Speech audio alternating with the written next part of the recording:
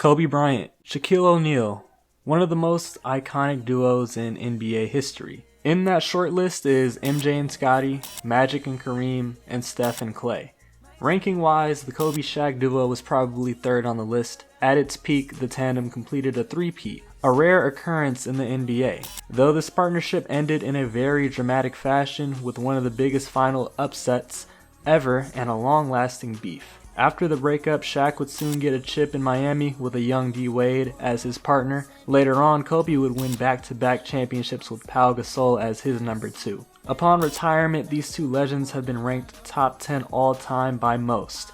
We love to go back and revisit the duo's time together, reminiscing about their glory days. In this process, many have gone on to say that if Kobe and Shaq stayed together, they would have broken the league, winning championship after championship until the end of their careers.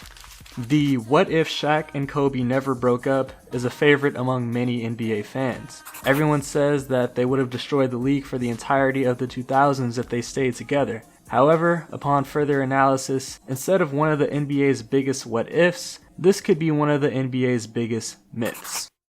Also, big disclaimer, I'm a Laker fan and Kobe Bryant is my favorite player of all time, so there's no bias here.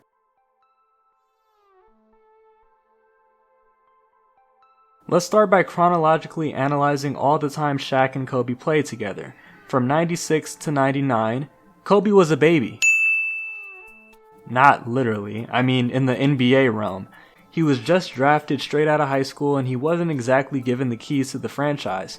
Early on, he was a bench warmer, playing behind the likes of Eddie Jones and Nick Van Exel in the backcourt. It took a minute for him to become the Kobe Bryant we all know and love. Shaq was just traded to the Lakers from Orlando, though he established himself as a beast. He had already carried a team to the finals and had been named a top 50 player all time in the NBA's 50th anniversary season, even though he only played 3 years in the league. In these years, the Lakers established themselves as a Western Conference powerhouse. Shaq was definitively one of the best, if not the best, players in the league, and Kobe was steadily improving. However, the team was never able to reach the finals, falling short of other Western foes like Utah and San Antonio.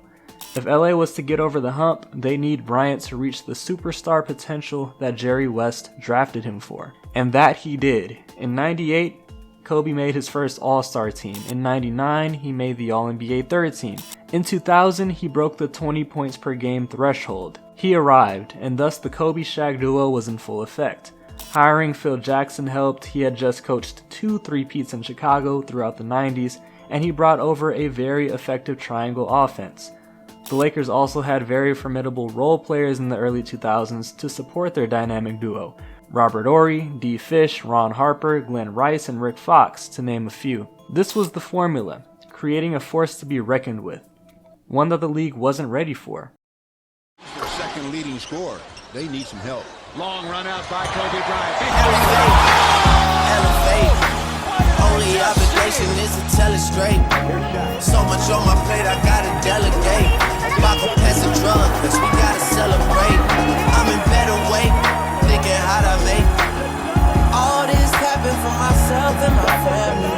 All this happen for myself and my family. There's no way that this is real. Yeah. If you need me, can't call me. I stay busy making money. No one is on my mind. All I think about is honest. I stay busy working on me. I stay busy with my business on me. I already hit her when you left her lonely. She is not the type that lets you take things slowly. In the fourth, Shaq, 34 points, 10 rebounds. Kenyon Martin.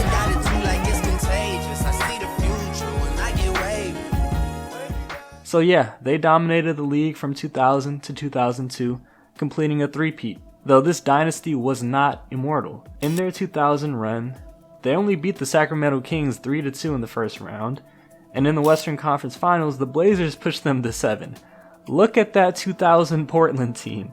A bunch of Rough Riders like Rasheed Wallace and an older Scottie Pippen, but that team had no business going blow for blow, with Shaq and Kobe. In 2001, I can't say anything about that. They fucking went 15-1 in the playoffs, which I still believe is the greatest playoff run in history. Though in 2002, the Kings pushed them to 7 in the Western Conference Finals, and according to many, the Lakers got bailed out by the refs that series. Now the Kings had some hoopers for sure, Prime C. Webb and an OG sniper in Peja Stojakovic, but come on, that team had no business testing the likes of Shaq and Kobe. Despite these challenges, yeah, the Lakers reigned supreme and won the chip each of the 3 years, but I think these challenges prove that LA wasn't immortal. Similar to Thanos, in his fight against Iron Man, yeah, he ultimately stabbed him in the stomach and won that battle and was able to complete the snap, but Tony Stark was able to draw a drop of blood.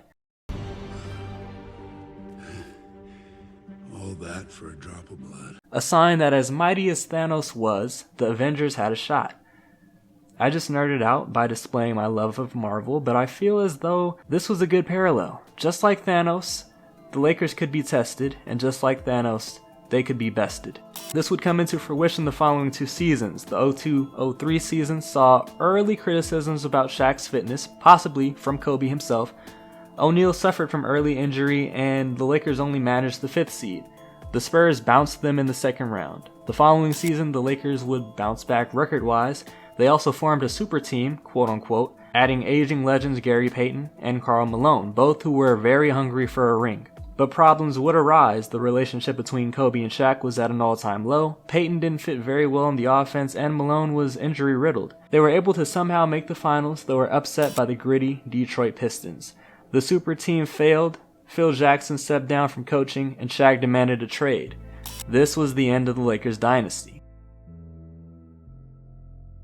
Evidently, the Lakers were not immortal. There were other powerhouses in the West that were formidable foes, and there was a lot of off-the-court tension that would contribute to the problems on the court. The supporting cast also wasn't what it was in the past. For these reasons, it'd be almost impossible to guarantee the Lakers championships if they never traded Shaq. Following the Lakers' finals collapse, Shaq's request was granted and he was traded to the Miami Heat, pairing him with a young D. Wade. In his first year there, he and the team saw success, winning 59 games and Shaq finishing 2nd in the MVP race behind Steve Nash. Shaq forever claims he was robbed, but I disagree. Nash was superb, and it was clear Shaq wasn't the same. He was terrific, though 23-10 doesn't equate to his prior dominance in Orlando and LA. Also, D. Wade was putting up 24, 7, and 5, so it's pretty valid to argue that D. Wade was the Heat's best player in Shaq's first season there, and honestly, D. Wade should have been getting some MVP consideration, but that's for neither here nor there. In his second year, Miami beat the Mavs in the finals, and Shaq was able to quote-unquote prove that he could win without Kobe, though it was crystal clear that he was now the Robin and not the Batman. His averages fell to 20-9 in the regular season, and his impact in the finals was subpar considering Shaq's reputation. He averaged a meager 14 points and had to be benched on multiple occasions in favor of Alonzo Mourning, while Wade went absolutely God mode. So sure, the Diesel was able to win one without Kobe, but not as the quote-unquote bus driver, which is the phrase that we like to use nowadays. One could argue that this was the time that Kobe was entering his prime, and he'd be able to carry Shaq at this point in his career to multiple championships. This is when Kobe became the Black Mamba and went into God mode his damn self, winning scoring titles, dropping 81 in a game, and having iconic playoff performances and late game winners on a Lakers team with a dreadful supporting cast. So yeah, Kobe would be able to carry an out of his prime Shaq, but the team would not be championship caliber. Plug in Shaq on any of the Laker teams from 04 to 07. A supporting cast of Luke Walton, Smush Parker, and Kwame Brown would not be enough to support a hypothetical big three of Kobe, Shaq, and Lamar Odom. After the 06 championship, Shaq was injury-riddled and saw many career lows. It was evident that he was bigger and slower, something that was a catalyst for the separation between him and Kobe. A year after the chip, the Heat were swept in the first round due to Wade's injury and Shaq no longer being able to dominate a series by himself. Next season, he was traded to Phoenix, where he was a valuable contributor, made an all-star team, but clearly was at the tail end of his career. The next seasons would see him ring chasing as a role player with a year in Boston, alongside Pierce, KG, Ray, and Rondo, and one in Cleveland with a young LeBron. In this time frame, Kobe was proving that he could win without Shaq, but in a much better fashion. He won back-to-back chips in 2009 and 2010 as the bus driver with all-star big Pau Gasol as his Robin. After 2004, Shaq simply wasn't the same, meaning that a Kobe-Shaq duo wouldn't be as dominant. They'd be successful but not championship caliber. He probably did not know it at the time, but Kobe's career would be much better off without Shaq somewhat holding him back. For this reason, if Shaq was never traded, I find it very hard to believe that his partnership with Kobe would lead to multiple championships from 2004 to 2010. Kobe and Shaq are two of the top 10 players of all time, and when they came together, one of the most iconic duos in league history was formed. In 8 seasons together, the duo led 7 50-win teams, combined for 13 All-Star appearances, 12 All-NBA selections, 9 in which were first team, made the finals 4 times, and brought home the trophy 3 times.